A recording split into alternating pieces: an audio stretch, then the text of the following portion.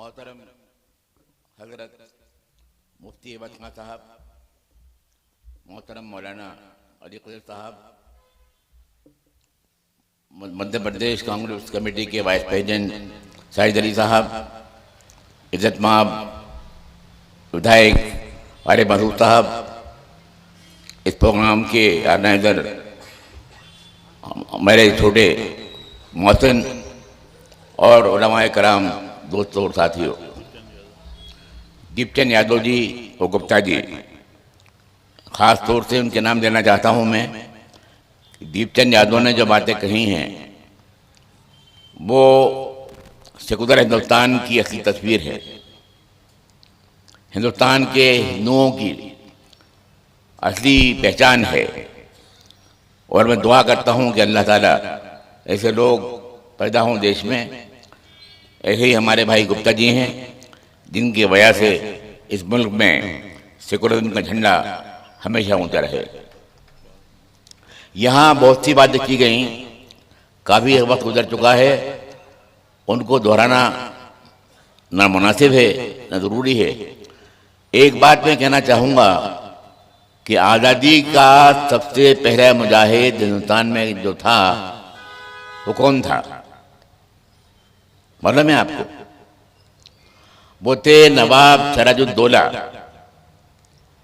जिन्होंने 1857 से 100 साल पहले, कहा जाता है कि 1857 पहली जंग आज़ादी थी, लेकिन ये बात गलत है।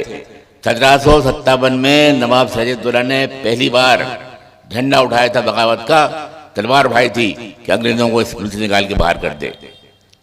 लेकिन हमारे ही भाई, हमारे मुसलमान, कुछ हिंदू, उसी के दरबार के लोग, उन्होंने गद्दारी की और लॉर्ड क्लाइव से मिल गए और वो सिराजुद्दौला शहीद कर दिए गए। उनकी शहादत पर उस ज़माने में अजीमाबाद पटना को बोलते थे, वहाँ के राजा थे राम नारायण मौजू। उन्होंने एक शेर कहा था जो दुनिया में मशहूर है, रज़ाना तुम तो वाकिफ़ हो कहो मजनू के मरने की, रज़ाना तुम तो वाकिफ़ हो कहो मजनू के मरने की, दीवाना मर गया आखिर को वीराने पे क्या गुजरी। ये उसके बाद जो जंग लड़ी गई 1857 में, तो मैं कहना चाहता हूं कि आज वो लोग जो दावे करते हैं कि हिंदुस्तान हमारा है, हिंदुस्तान हमारी विरासत है, हिंदुस्तान में हमारा हक है, और बाकी लोग चले जाएं मुल्क छोड़ के, पाकिस्तान जाएं, मुल्क के बाहर चले जाएं, उनसे मैं कहना चाहता हूं कि आज से 200 साल पहले इस मुल्क में अगर बगावत का झंडा किसी ने उठाया था तो वो मुसलमान उलमा थे। इस मुल्क में अगर फतवा दिया था किसी ने कि अंग्रेज़ों की नौकरी करना हराम है, अंग्रेज़ों की फौज पर जाना हराम है, अंग्रेज़ों की पुलिस पर जाना हराम है, अंग्रेज़ों की अदालत पे बगावत करना हराम है, अंग्रेज़ों के मुकदमे पैरवी करना हराम है, ये और कोई नहीं थे, ये हिंदुस्तान के मुसलमान उलमा थे जिन्होंने जंग आज़ादी की तारीख़ में अपने खून से रोशन बाब लिखे हैं, जो आज तक आया हैं, आज तक रोशन हैं। ये एक अजीब बात है कि आज़ादी के बाद हमको उसकी बड़ी कीमत अदा करना पड़ेगी। जो लोग हिंदुस्तान से चले गए, पाकिस्तान चले गए, वो आज तक वहाँ महाजर बने हुए हैं। आज तक 75 साल के बाद भी वो लोग महाजर बने हुए हैं, ये मालूम है आपको? और जो लोग यहाँ रह गए हिंदुस्तान में, वो गद्दार हो गए, उनको आज गद्दार कहा जाता है। मैं सिर्फ ये कहना चाहूँगा कि इस मुल्क में हर चप्पे पर, हर खित्ते पर मुसलमानों ने अपने खून से तारीख लिखी है, अपना खून बहाया है, मुल्क की हिफाजत की है, दिलें मजबूत की हैं। और आज भी इस मुल्क में अगर सबसे वफादार कोई शहरी कोई है तो हिंदुस्तान का मुसलमान है। वो आज भी अगर कोई ख़तरा आएगा हिंदुस्तान के ऊपर, यहाँ की आज़ादी पर, यहाँ की जमहूरियत पर, तो सबसे पहला मरने वाला, सर कटाने वाला हिंदुस्तान का मुसलमान होगा और कोई नहीं होगा। हिंदुस्तान के मुसलमान का बच्चा बच्चा अपने खून का आखिरी कतरा बहा देगा, आखिरी सांस तक हिफाजत करेगा, लेकिन तिरंगे झंडे की छान कभी नहीं रुकने देगा। आज हमसे कहा जाता है कि हमारा इस मुल्क हक नहीं है, हमने मुल्क बना लिया, पाकिस्तान जलेगा। मैं कहना चाहता हूँ उनसे, अभी एक नौजवान ने कहा था कि मुसलमान जो हिंदुस्तान में है, जो बच गया है, वो अपनी मर्जी से है, बाई ऑप्शन है। जो लोग चले गए पाकिस्तान, वो अपनी मर्जी से गए और जाके वहाँ बच गए। तो मुसलमानों के पास ऑप्शन था ये कि यहाँ रहें या पाकिस्तान जाएं। इतना ही नहीं, बल्कि उस ज़माने में ब्रिटिश पासपोर्ट हुआ करते थे, किसी वीज़ा की ज़रूरत नहीं थी। तो मुसलमानों के लिए अफ़गानिस्तान, इजिप्ट, सऊदी अरब, लेबनान, मिस्र, तुर्की, बहुत से मुल्क थे जहाँ वो जा सकते थे, लेकिन वो नहीं गए। उन्होंने पसंद किया, चुना कि हमारा मुल्क हिंदुस्तान है, हम यहीं रहेंगे। हमारे हिंदू भाइयों के लिए सिवाय नेपाल के कोई दूसरा मुल्क नहीं था जहाँ उनको कबूल किया जाता। और नेपाल के अंदर भी आप जानते हैं, शायद ये नहीं जानते, कि वहाँ हिंदुस्तानियों को सबसे ज़्यादा रोका जाता है, आने नहीं दिया जाता। तो ये अगर हमसे कहना कि ये मुल्क हमारा है, तुम जाओ छोड़ के, तो मैं उनसे कहना चाहूँगा कि दुनिया की कोई ताकत ऐसी नहीं है जो हमें इस मुल्क से अलग कर सके या हमको इस मुल्क से भगा सके। और मैं अपने मुसलमान भाइयों से कहना चाहूँगा कि उन्हें डरने की कोई ज़रूरत नहीं है। ये बातें, बड़ी बड़ी दावे, घृणा, नफरत का बाजार जो फैला हुआ है, इससे मुसलमान को डरने की कोई ज़रूरत नहीं है, क्योंकि मुसलमान किसी का गुलाम नहीं है। मुसलमान किसी का गुलाम नहीं है।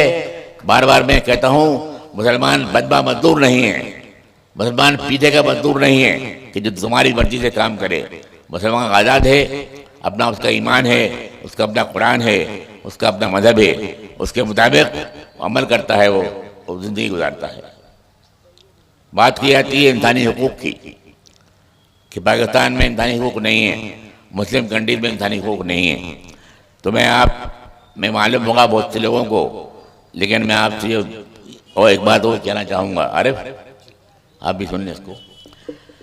दुनिया में सबसे बड़ा ह्यूमन चार्टर, इंसानी हुकूक़ का सबसे बड़ा चार्टर जो है, वो कौन सा है मालूम है आपको?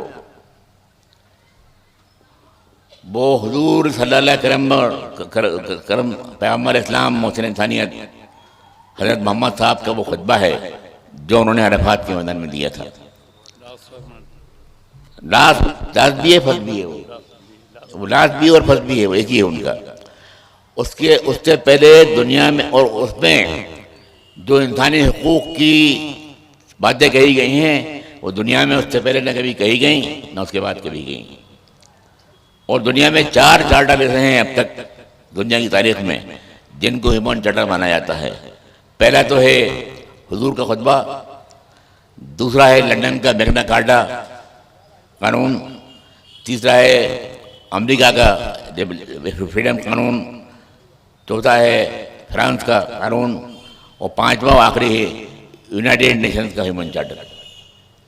दुनिया में अब तक 5 ऐसे चार्टर हैं जिनमें इंसानी हुकूक़ को बयान किया गया है, लेकिन इस्लाम से ज़्यादा ताकतवर, इस्लाम से ज़्यादा मेहरबान, इस्लाम से ज़्यादा हमदर्द, इस्लाम से ज़्यादा इंसानियत का कोई चार्टर नहीं है।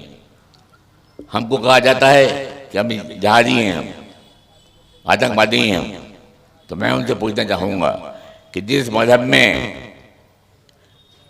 में ये फ़र्ज़ हो कि फ़ातिह अफ़वाज अगर कोई मुल्क फतह करें तो वहाँ खड़ी हुई फसलें, हरे दरख्त, बूढ़े आदमी, बच्चे और औरतें, इनको कोई तकलीफ़ नहीं हो, कोई नुकसान नहीं हो। जिस मज़हब का फरीदा हो, जिस मज़हब की तालीम हो, वो आतंकवाद, ये जहादी कैसे हो सकते हैं? ये आपको सोचना होगा और ये तय करना होगा कि हम किसी किस्म के डर और खौफ पाने वाले नहीं हैं। ये आज बदकिस्मती है कि मुसलमान आज डरा हुआ है, मायूस है, परेशान है, घबराहट में है। वो बातें सुनकर जो आज सुनता है वो कि हिंदुस्तान से हम सेकुलरिज्म ख़त्म कर देंगे, हिंदुस्तान में हम एक हिंदुत्व राज को बनाएंगे, हिंदुस्तान में हम सारे हकूक़ जो बुनियादी हकूक़ हैं वो ख़त्म कर देंगे, नया कानून लाएंगे, शरीयत कानून चेंज कर देंगे और अपनी बात चलाएंगे। इससे डरने की कोई ज़रूरत नहीं है। मैं पहले भी मैंने कहा, आज भी कह रहा हूँ कि एक हद है, उस हद तक बर्दाश्त कीजिए। आपकी मस्जिद तोड़ दी जाए, खामोश रहिए। आपका मकान जला दिया जाए, खामोश रहिए। आपका कारोबार बर्बाद कर दिया जाए, खामोश रहिए। आपके बच्चों और औरतों की बर्बादी की जाए, बर्दाश्त कर दीजिए। लेकिन अमन के लिए, शांति के लिए, समाज के अंदर भाईचारा रहे इसलिए। लेकिन अगर यही बातें हद से गुजर जाएं और दूसरे लोग इसको तस्लीम नहीं करें तो फिर अमन की बात बंद कर दीजिए। फिर तलवार उठाइए हाथ में, जिंदा रहिए तो मर्दों की तरह, मर जाइए। 22 करोड़ में से 2 करोड़ लोग मर जाएं अगर अपनी कौम की इज्जत के लिए, कोई परवाह की बात नहीं है। मैं कह रहा हूँ बिना किसी डर के गवर्नमेंट चाहे मैं अपने आप कोई कार्रवाई कर दे। अगर पानी हद से गुजर जाए तो कुत्तों की तरह, जानवरों की तरह मरना नहीं चाहिए। तलवार उठाकर जिंदा रहना चाहिए और शहीद होना चाहिए, कौम के लिए, ईमान के लिए, वतन के लिए।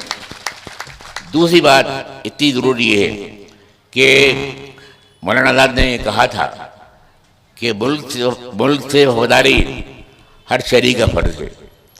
लेकिन जहाँ हमारे हिंदू भाई हैं उनका ये शहरी फरीदा है कि मुल्क से वफादार रहें और उसकी हिफाजत करें, उसको तरक्की दें।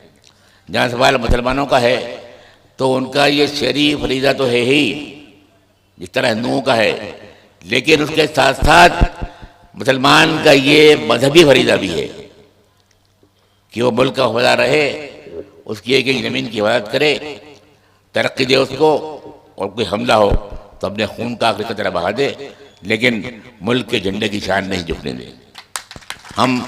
आज हमारा ईमान है और ईमान पक्का होना चाहिए और हमें ऐलान करना चाहिए कि हम अगर वफादार कौन है इसका अगर टेस्ट करना है, इसका सबूत चाहिए, तो चलो मुल्क की सरहदों पर, जहाँ चीन की सरहद है, जहाँ पाकिस्तान की सरहद है, वहाँ हमारे हाथ में एक बंदूक दो, हमारी एक आदमी बनाओ, एक तो अपने हाथ में बंदूक लो, तुम्हारे आदमी बनाओ, और फिर देखो कि किसके सीने में ज़्यादा खून है, किसका खून ज़्यादा गर्म सुर्ख है, किसकी लाशों में ज़्यादा ताकत है कि वो दीवार उठा देंगे लेकिन दुश्मन को एक कदम आगे नहीं बढ़ने देंगे। ये हमारा ईमान होना चाहिए। हिंदुस्तान के लिए बाप की जागीर नहीं है। 1200 साल तक इस मुल्क के चप्पे चप्पे पर हमने अपने खून पसीने से धक्के दरिया बहाए हैं। हमने अपने खून पसीने से इस मुल्क की जड़ों को मजबूत किया है और ये तारीख गवाह है कि दुनिया की तारीख में आज तक सबसे बड़ी माली एतबार से मालदार मुल्क जो था वो हिंदुस्तान था, मुसलमानों के राज में। जब मुस्लिम हुकूमत थी तो हिंदुस्तान दुनिया का सबसे मालदार मुल्क था। जब मुस्लिम हुकूमत थी हिंदुस्तान में सबसे ज़्यादा पर कैपिटा इनकम थी। ये आप में बहुत लोगों को नहीं मालूम होगा शायद। सबसे ज़्यादा पर कैपिटा इनकम दुनिया में हिंदुस्तान की थी, मुस्लिम राज के अंदर। और अखंड भारत जो आज ये करते हैं, अखंड भारत बनाया औरंगजेब ने, मुसलमान बादशाहों ने, जो मुल्क को इतना बड़ा कर दिया कि आज तक मुल्क इतना बड़ा नहीं हो पाया। तो मैं आपसे ये कर रहा था कि आज हमारी हालत जो ख़राब हो गई है ये हमारे अपने अमाल हैं, हमारा अपना किरदार है, हमारी अपनी ज़िंदगी है जो हम भूल गए। हम अपने सबक को, अपने दीन को, अपने ईमान को, अपने पैगम्बर को, अपने कुरान को और उनकी तालीमात को। आज अगर कोई हमला हो काबे शरीफ के ऊपर, अलम तरा कैफ़ फ़अल रब्बुका बिअस्हाबिल फ़ील, तो काबे की हिफाजत करने आज हाथी नहीं आएंगे, अबाबील नहीं आएंगे। हाथियों को भगाने के लिए वो अबाबील जिनका तस्करा है कुरान शरीफ में वो नहीं होगा। आज हमें खुद तलवार उठाना होगी अपने हाथ में, और अगर काबे की अदमत हुर्मत पर कोई बात आए तो दुनिया के मुसलमान के बच्चे को शहीद होना पड़ेगा उसके लिए। ये हमारा ईमान होना चाहिए। आज हम गुमराह हो गए हैं, आज हम रास्ते से अलग हो गए हैं, और हमने उस खुदा और माबूद को वो मानना से इनकार कर दिया है जो हमारा तसव्वुर था। ये एक अजीब बात, आरिफ, एक ग्रेट स्टोन, एक प्राइम मिनिस्टर गुजरा है लंदन का, इंग्लैंड का। ग्रेट स्टोन, हाँ जी, ग्रेट स्टोन एक प्राइम मिनिस्टर गुजरा है लंदन का। उसने ये कहा कि इंग्लैंड इतना ताकतवर हो गया है कि अगर आसमान ऊपर से गिरे तो हमारे फौजों की संगीनें इतनी मजबूत हैं कि संभाल लेंगी उसको, अल्लाह में हमारा कुछ नहीं कर पाएगा। मतलब स्टालिन जो रूस का डिक्टेटर था, दुनिया का ताकतवर, सबसे ताकतवर आदमी था, उसने ये कहा कि मैंने रूस की सरहदों को इतना फैला दिया है और इतना ताकतवर कर दिया है कि अल्लाह मियाँ का दाखिला यहाँ बंद हो गया है। मैंने रोक दिया है, अल्लाह दाखिला नहीं हो सकता यहाँ पे। गगारीन सुना हुआ ना आपने, जो गया था आसमान के ऊपर, पहला आदमी था जो गया चांद के ऊपर। उसने कहा कि मैंने 17 बार, जब मैं फजा में था सैयारे में, तो मैंने 17 बार सूरज को तुलू और गुरूब होते देखा, 17 बार चांद को निकलते और डूबते देखा, लेकिन ढूंढने के बाद भी मुझे अल्लाह ताला कहीं नजर नहीं आया। ये अजीब बात है कि स्टालिन जब मरे, जब उनकी हालत ख़राब हुई तो सारी मस्जिदों चर्चों को दरवाजे खोल दिए गए और दुआएं मांगी गई उनके लिए। रूस के अंदर हुआ ये। ग्रेट स्टोन जब बीमार हुआ तो चर्चों में दुआ उसके लिए माने जाने लगी। गगारीन बाद में उसके लिए बहुत शोहरत हुई कि मुसलमान हो गया वो। अरे गलत बात थी ये, लेकिन उसने ये मान लिया कि नहीं, मैं गलत था, खुदा की हस्ती मौजूद है।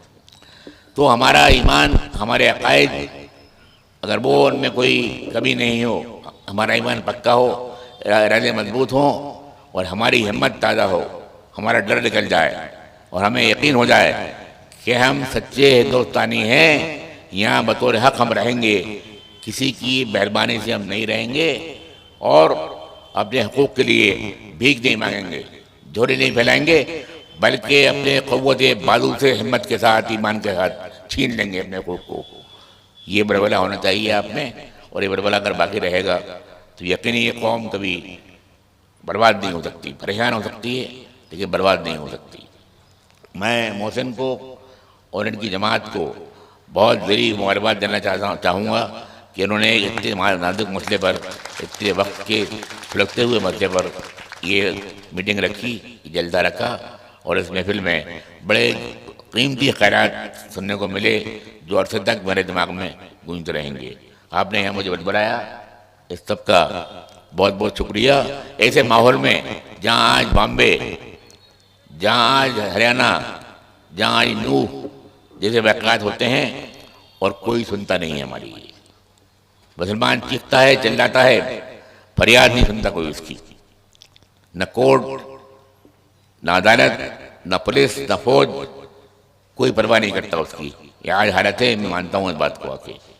और जब वो पुकारता भी है तो बकौल फेस के अल्फाज में, दीदाए दर पे वहाँ कौन नज़र करता है, दीदाए दर पे वहाँ कौन नज़र करता है, दस्त कासे चश्म में खुनाब जिगर लेके चलो। अब अगर जाओ पे तो तलब उनके हुजूर का दस्त कशको नहीं, कासे सर लेके चलो। वो हालत हो गई आज। लेकिन हमें घबराना नहीं है, हमें लड़ना है, जिंदा रहना है और शहीद होना है, क्योंकि फैज़ ने फिर कहा है, जिस दहशत से कोई मक्तल में गया वो शान सलामत रहती है। जिस दहशत से कोई मक्तल में गया वो शान सलामत रहती है। ये जान तो आनी जानी है, इस जान की तो कोई बात नहीं। बहुत बहुत शुक्रिया।